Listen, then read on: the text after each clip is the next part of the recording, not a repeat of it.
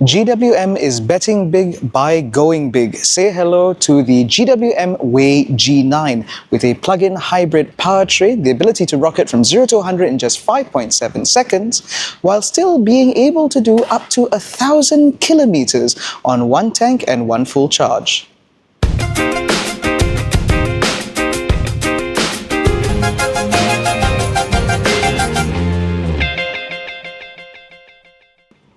Now, at the core of the Wey G9 is the powertrain, which is described as the high 40 PHEV system.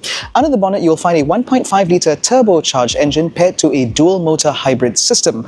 Now, while these two motors and this engine produces some amount of power individually, it doesn't really matter because the combined figure is 442 PS, believe it or not, and 642 Newton meters of torque. This, as a result, means that this car can rocket, again, from 0 to 100 in 5.7 seconds onward to a top speed of 200 kilometers an hour, making this car not only efficient but also fast. Now, one of the other areas that GWM is very keen to point out is the fact that safety is at the core of this car. This is a family vehicle after all, and therefore keeping your family safe will be a top priority for buyers, which is why, for example, the Wey G9 uses more high-strength hot-press form steel than any other vehicle within the segment, which not only improves this car's torsional rigidity, but it also improves this car's passive safety, which means that in event that something were to go wrong, your Wey G9 will be able to protect you. The other thing that's worth pointing out, since we have this skeleton here, is the fact that packaging has been very, very cleverly laid out. There is a 44 kilowatt-hour battery hiding underneath the skin, and yet that doesn't impact in terms of cabin space, nor does it impact in terms of the overall dimensions, because you can see the Wey G9 cuts a very traditional figure, which means that it should fit in very well with the usual sea of Alphard's Vellfires and Denza D9s. At over 5 meters long and very nearly 2 meters wide, the Wey G9 is certainly not a small vehicle, and you can tell that by the way this car is designed, it is meant to appeal to a very traditionalist base. Up front, for example, there is a huge chrome waterfall grille flanked by full LED headlights replete with automatic high beam. Moving down the side, you get 18-inch alloy wheels, which on this car appear to be wrapped in Michelin Primacy Synergy tires, which are suitably high performance, which is great because this car is also all-wheel drive. Something that very few combustion-sized or combustion engine vehicles in this size can offer. And as we move further down, as you can see, the clear emphasis on this car is size. All of the panels on this have been stretched and elongated with all of the body lines, again, to emphasize the length of this car in order to hint at the amount of space within. There aren't any complicated surfaces down here. There's nothing funny. It's just a bit of chrome on the top and bottom of the windows, a little bit more down on the bottom, and of course, chrome door handles, because this is what customers want and this is what customers are most likely to accept. Now, one thing that I would like to point out is what's going on back here, because there are no less than 2 of these. One side will accept your usual petrol power, and on the other side will accept your electricity. AC charging is up to 6.6 kilowatts, which means that charging this car will take a considerable amount of time. However, you can also DC charge this car, which means that 30 to 80% takes about 20 minutes, which is not bad, which also means that if you were taking this car over a longer distance and you had to stop at an R&R, you could actually achieve a meaningful amount of charge in a 20-minute break.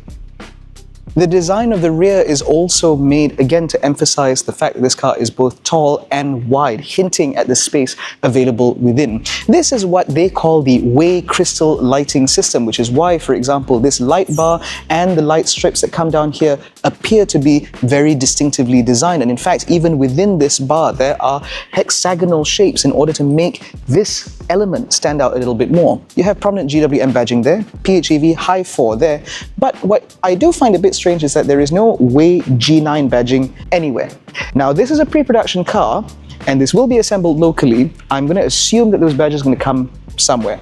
Now, behind this massive tailgate, there is something that I would like to point out before we actually get the practicality. One of the points that GWM is emphasizing with this is the fact that the backs of these seats actually come from reinforced steel frames in order to, again, improve rear active safety, or passive safety rather, in event of a collision.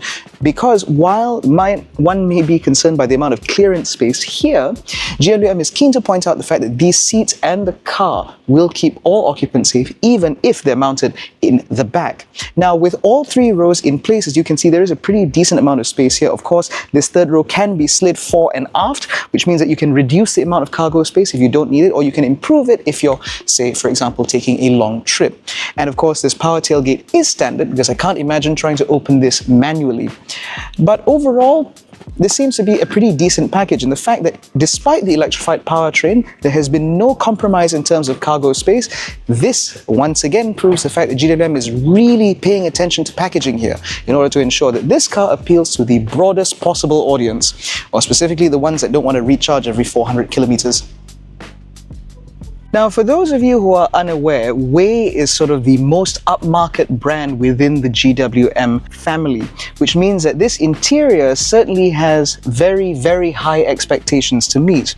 Now, on the surface, everything appears to be pretty good, because we've got things like a wood texture veneer here and up here on the dash, lots of soft touch materials about the place. There seems to be a high performance audio system here as well.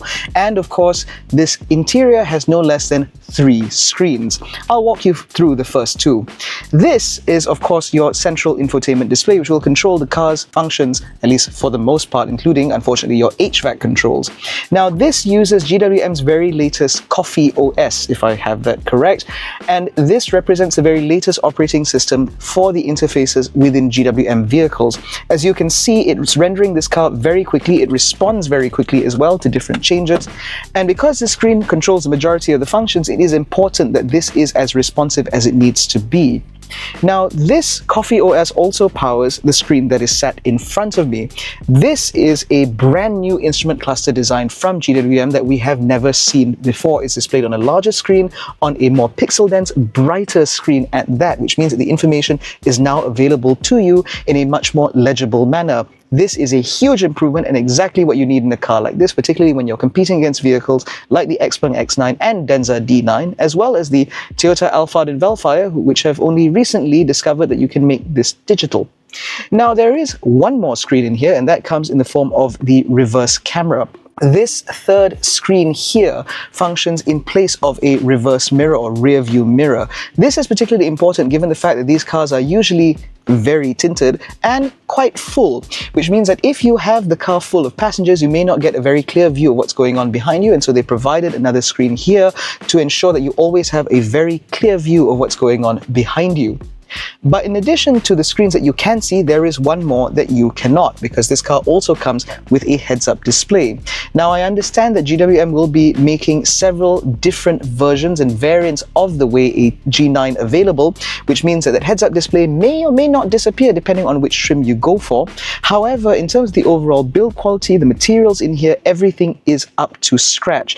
It all feels very solid. It feels like it's hewn from granite almost, and this leather upholstery does feel relatively upmarket, and I've no doubt that in addition to heating and ventilation, there's probably a massage function in here somewhere, because GWM really seems to like those. One thing that I will point out, however, is that even though this car does appear to come with a glass roof or a 2-pane sunroof, one in the front and one in the rear, this interior does feel quite dark, and so maybe a lighter color option would be nice. But of course, when it comes to these large luxury MPVs, arguably the second row experience is what matters most. And it seems, on the surface at least, that this Wey G9 is pulling out the big guns. For example, we now have these 2 captain's chairs here, which are incredibly comfortable with very, very soft upholstery. And of course, both of these seats are powered in their adjustments, which means that in addition to being able to adjust my backrest or the position of my seat itself, I can also adjust the footrest in this car, which means that I can get very comfortable indeed. In addition to all of this, there's also a zero gravity mode that will tilt the entire seat to make me at my most comfortable, and of course there's a single reset button to put me back into a reasonable position to alight from the vehicle. In addition to this, there are also a variety of massage functions which are all accessible via this physical panel here. GWM very very clearly understands that tactility is an important part of the luxury experience, which is why they are clearly not skimping on buttons for the second row. There are buttons to adjust the seats here, there are buttons to adjust the massage function here, there's also a button for the ventilation. That's all well and good. There is also a fridge, as has become de rigueur in this segment, which can go all the way down to a negative figure should you want to keep something really cold in there. And of course it is powered, which means that it slides out on command. Just press a button and out it pops. And there comes all of your drinks, and you just slide that back in if you don't need them. However, in addition to that, you also get a tray with a nice sort of leather lining underneath, replete with stitching, which feels suitably upmarket. But what this car has, that more importantly the Denza D9 doesn't, is rear entertainment, because at the press of a button, a screen deploys from the center, which allows me to take in whatever information that I might need, or watch a movie, for example, or whatever it is that I might want to do. One of the things I would like to point out about this screen is that while it is certainly very functional, because of course this is a touchscreen, that doesn't mean I have to lean forward for it, it doesn't seem to offer a camera. Now I know this sounds very minor, but it does seem that a lot of customers do seem to appreciate the ability to teleconference in their vehicles, particularly from the back seat, and not offering that function does seem like a little bit of a gripe, but the fact that it offers it at all should mean that this is suitably better positioned for family buyers. Now, in addition to all of this, of course, I have rear air conditioning vents, my own climate zone. The vents are on the ceiling, which means that I should always be very comfortable. There are also blinds back here should you have children, or if you'd like a little bit more privacy. And overall, this does feel like a suitably premium interior. And one thing that I really like is the fact that even though these seats are incredibly cosseting and accommodating, there's still space in the middle to access the third row, which means no clumsily folding the seat away or trying to get it to slide out of the way to access the third row. This car is really dark. Now, with the front seat set up the way I had set it up earlier, I have about that much knee room, but a pretty good amount of headroom, so that's pretty good. However, I can actually adjust the position of this rear seat electrically, which can bring me a hell of a lot more space, making me a lot more comfortable back here. While the seat base is electrically adjustable, the backrest is still manual, but overall that doesn't seem all that bad. Now, one thing that I would like to point out is the fact the Wey G9 is quite a wide vehicle, which is why they are able to offer a 3 abreast bench seat back here. And because these seats are incredibly soft and very cosseting, I think fitting 3 adults back here shouldn't be an issue at all. In addition to that, you also get the same privacy blinds that you find at the front. There are cup holders, USB-C and USB-A ports on both sides, plus air conditioning vents on the ceiling. And in addition to this, the name brand audio system in this car extends all the way into the third row, which means that these most certainly do not feel like the cheap seats. One thing that I would like to point out, however, is that there is no center armrest here, which means that if you only have 2 adults back here, it's slightly less comfortable. But more importantly, all the panels that you touch, including this up here, the armrest down here, and even this panel down here is stitched in leather. This car feels very, very posh. In fact, I'd say that this goes one step above the Denza D9, and in terms of the overall perceived quality, competes more on the level of the Zeekr 009, which also brings us to the uncomfortable matter of price. Now, the Wey G9 will feature the usual gamut of active safety features that you'd expect from a modern car in 2025, which means that, again, this seems pretty well suited, not only for corporate customers, but also for family buyers.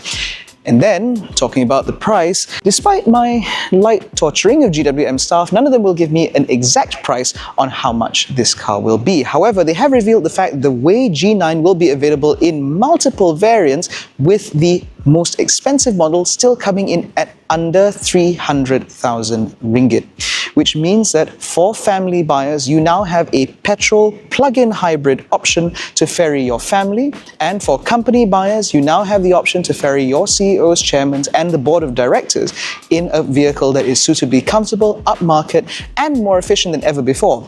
And it should also be good for your ESG reports.